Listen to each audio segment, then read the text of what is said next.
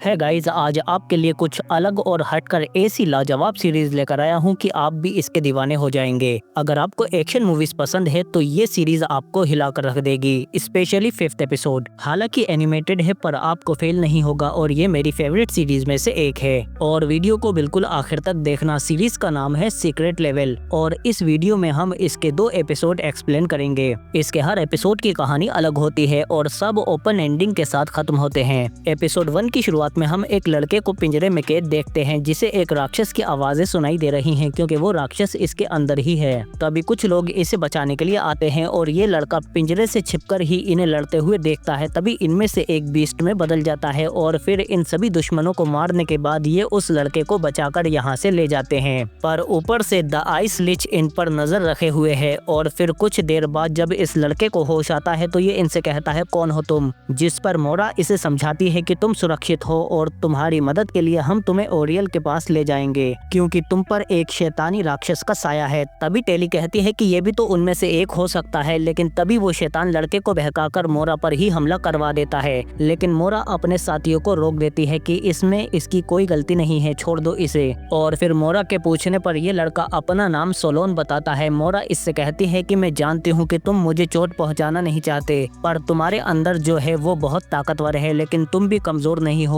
लेकिन मोरा कहता है कि वो तुम्हारी बलि देने के लिए तुम्हें टियामट के पास ले जा रहे थे और वो तुम्हारे पीछे फिर से आएंगे। पर मोरा कहती है कि हम उनसे पहले ही इसे ओरियल तक पहुंचा देंगे। ओरियल तुम्हारे अंदर से इस शैतान को निकाल देंगे। पर सोलोन कहता है कि तुम मेरी मदद क्यों कर रहे हो? जिस पर मोरा कहती है कि हमारा यही काम है, बुराई से लड़ना। तभी बीस्ट कहता है कि दुश्मन आ गए हैं, इसीलिए ये लोग फौरन यहाँ से ओरियल की तरफ भागते हैं और सूरज निकलने तक वहाँ पहुँच जाते हैं। पर दुश्मन अब इनके काफी करीब आ चुके हैं। पुल पार करते ही टेली जादू से दरवाजा खोलने लगती है और इसके साथी दुश्मनों को रोकते हैं, पर आइस लिच इनके ऊपर बर्फ से हमला कर देता है। पर सोलोन टेली की जान बचाने के लिए बीच में आ जाता है। टेली मोरा से कहती है कि इसे फौरन अंदर ले जाओ जब तक हम इन्हें रोकते हैं, दरवाजा खुल चुका है। और फिर जल्दी ही मोरा सोलोन को अंदर ओरियल के पास ले जाती है जो एक विशालकाय जादुई ड्रैगन है। मोरा कहती है कि इस पर शैतानी साया है। ओरियल कहता है कि मैं महसूस कर रहा हूँ, पर ये जो भी है मैं इसे नष्ट कर दूंगा। तभी बाहर हम देखते हैं कि दुश्मन इन पर भारी पड़ रहे होते हैं और आइस लिच ऊपर से इन पर मंडरा रहा है। तभी टेली के सामने आइस लिच आ जाता है और इधर ओरियल सोलोन के अंदर से उस शैतानी साय को अपने अंदर खींचने लगता है, जबकि बाहर आइस लिच टेली पर भारी पड़ रहा होता है, जबकि लुजूम और बीस्ट इसकी बाकी फौज से अकेले ही लड़ रहे होते हैं। और जब लुजूम टेली को मुसीबत में देखकर आता है तो चमगादड़ इसके सामने आ जाता है, पर लुजूम अपनी शक्तियों से जल्दी ही उसे भी ढेर कर देता है। तभी बीस्ट भी पीछे से आइस लिच पर घोंगे वाला जादू कर देती है, जबकि अंदर ओरियल सोलोन से राक्षस को खींच रहा होता है और बाहर टेली बचे हुए दुश्मनों को जलाकर खाक कर देती है और अंदर ओरियल सोलोन के अंदर से उस राक्षस को पूरी तरह से खींच लेता है, जिसके बाद सोलोन पर लिखे हुए अक्षर भी गायब हो जाते हैं और बाकी साथी भी अब अंदर आ चुके हैं। तभी ओरियल कहता है कि ये जो भी है बहुत शक्तिशाली है, मानना पड़ेगा, तुम सालों तक इसे अपने अंदर कैसे रोके रहे। तभी वो राक्षस ओरियल पर भी हावी होने लगता है। ओरियल कहता है कि भागो यहाँ से, पर तभी मलबे से वो दरवाजा बंद हो जाता है और फिर उस शैतान की आवाज आती है कि हर ड्रैगन एक द्वार होता है। तभी ओरियल को भी वो पूरी तरह से मार देता है और उसके शरीर के साथ साथ उसकी शक्तियों को भी इस्तेमाल करके अपने असली रूप में आ जाता है, जो एक 5 सर वाला ड्रैगन है यानी टियामट। और फिर जैसे ही ये इन पर हमला करता है तो तभी सोलोन अपनी शक्तियों से उसे रोक लेता है और कहता है कि मैं पूरी जिंदगी इससे लड़ता आया हूँ, तुम जाओ यहाँ से, मैं इसे कुछ देर रोक सकता हूँ। पर मोरा कहती है कि जरूर रोक सकते हो, पर इस बार हम तुम्हारे साथ हैं, सब मिलकर इसका सामना करेंगे और इसे हराएंगे। और तभी ये एपिसोड 1 यहीं पर खत्म हो जाता है।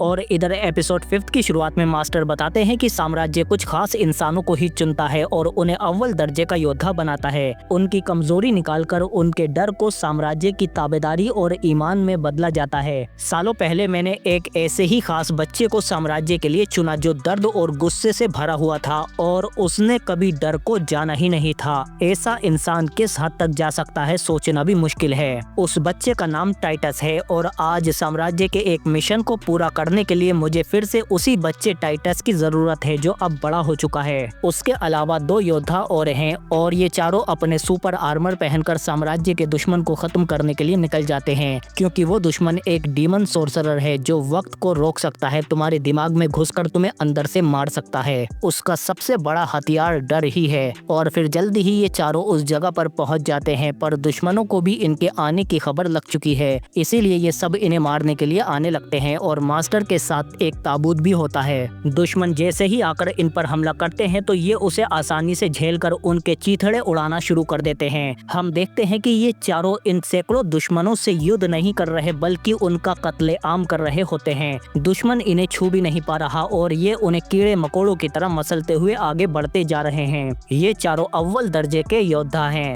बेहतरीन वॉर मशीन। तभी दुश्मन इन पर तोप से हमला करने लगते हैं, पर ये अपनी मजबूत ढाल से उसे भी रोक लेते हैं। और फिर इनमें से एक योद्धा निकलकर तोप की ओर भागता है और सबको कुचलते हुए तोप के ऊपर चढ़कर उसके अंदर बॉम्ब डाल देता है। और फिर ये इस जगह पर सुपर बॉम्ब लगाकर ये चारों आगे बढ़ जाते हैं। बॉम्ब से पीछे का हिस्सा तबाह करने के बाद जब ये आगे आते हैं तो सामने एक बहुत गहरी खाई होती है, पर ये फौरन उसमें कूद जाते हैं और नीचे आने पर जल्दी ही ग्रेविटी उल्टी हो जाती है और ये उस पर चलते हुए डीमन सोर्सरर के इलाके में घुस आते हैं। पर इस अंधेरे में भी उसके बहुत से गुलाम इन्हें मारने के लिए इन पर टूट पड़ते हैं, पर ये भी इन चारों के आगे नहीं टिक पाते।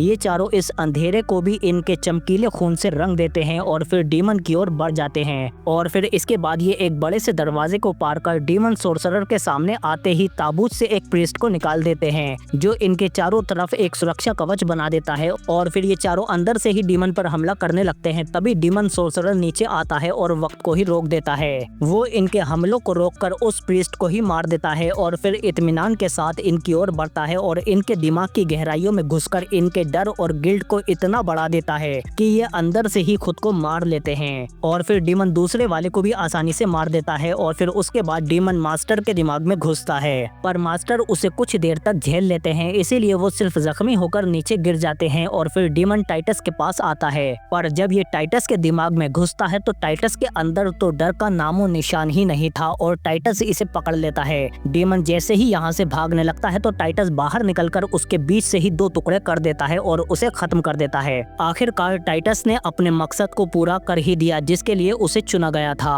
और फिर इसके बाद टाइटस मास्टर को लेकर ऊपर आ जाता है। मास्टर इससे कहते हैं कि हमने अपना फर्ज पूरा किया, अब हमें यहाँ से निकलना होगा। पर टाइटस कहता है कि अभी नहीं मेरे दोस्त, और इसी के साथ एपिसोड 5 यहीं पर खत्म हो जाता है। हाँ, मैं जानता हूँ कि आपके बहुत सारे सवाल होंगे कि ये ऐसे ही क्यों खत्म हो रहे हैं। इसका जवाब मेरे पास यही है कि ये एक एंथोलॉजी सीरीज है जिसके सारे एपिसोड अलग अलग होते हैं और सीरीज की एंडिंग पूरी खत्म ना करके उन्हें ओपन रखा जाता है ताकि आप लोग अपने अपने हिसाब से इमेजिन करें कि अब आगे क्या हुआ होगा। और यही इसकी खूबसूरती है। इसे एक आर्ट की तरह लेना चाहिए, न कि एंडिंग अधूरी सोचकर मायूस होना चाहिए। तो इसी बात पर इस वीडियो को दबाकर लाइक और हाइप करो और कमेंट में मुझे बताओ कि ऐसी और वीडियोस मुझे लानी है तुम्हारे लिए या नहीं, क्योंकि ये एक टेस्टिंग वीडियो थी। अगर आपको पसंद आएगी तो इस जैसी और भी आएंगी, तो कमेंट करके बताओ जल्दी जल्दी। और हाँ, चीफ ऑफ वॉर पर भी काम चल रहा है और मैंने इस जैसी एक और सीरीज काफी पहले एक्सप्लेन की है, लव डेथ एंड रोबोट, जो आपको एंड स्क्रीन या हमारे दूसरे चैनल में मिल जाएगी। पर पहले इस वीडियो को लाइक और सब्सक्राइब। हम मिलते हैं आपसे अगली वीडियो में।